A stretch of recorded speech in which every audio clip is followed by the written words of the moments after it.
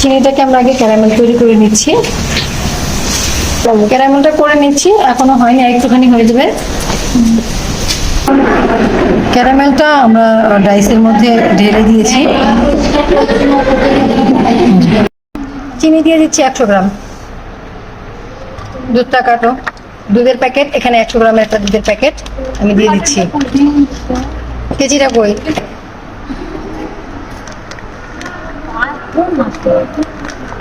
Mix দাও, mix দিয়ে নাড়া দাও, হালকা করে নাড়া দাও। মিক্স দিয়ে নাড়া দিয়ে মিক্স করে এখানে আমরা 4টা ডিম ঢেলে দিচ্ছি। আমরা 4টা ডিম ঢেলে দিচ্ছি। 4টা ডিম এখানে দিয়েছি। এখানে ওজন হয়েছে সব মিলিয়ে আমার 650 গ্রাম। আমরা ভ্যানিলা এসেন্স এর সাথে দিয়ে দিয়েছি। ওভেনটাকে আমরা প্রিহিট দিব 10 থেকে 15 মিনিট। 10 থেকে 15 মিনিট।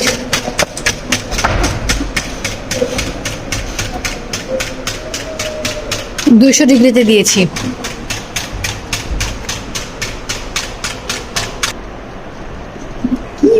আমরা এটাকে চেলে নিচ্ছি।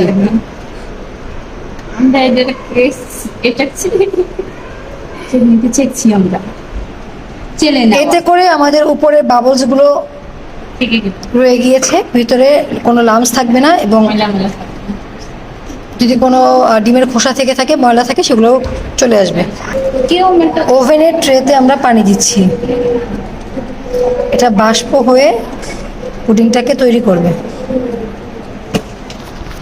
খুব সাবধানে এই ট্রেটাকে ওভেনের ভিতরে দিতে হবে, যেন উপরের কয়েলে হাত না লাগে, নিচের কয়েলে হাত না লাগে, দুটো কিন্তু হিটার জ্বলে যায়। এখন এটা 40 মিনিটের জন্য ওভেনে কুক হতে দিয়ে দিলাম। প্রেশার লো হয়েছে। আচ্ছা, আমাদের পুডিংটা হয়ে গেছে। আমি একটু পরে এটা ঠান্ডা হোক, তারপরে নামাবো। এটাকে চেক করে দেখার সিস্টেমটা হচ্ছে এভাবে আমি চাকুটাকে এটার ভিতরে ঢুকালাম, এটা ফ্রেশ বের হয়েছে, কোনো কিছু আটকে নাই, তার মানে এটা ফ্রেশ এটা হয়ে গেছে।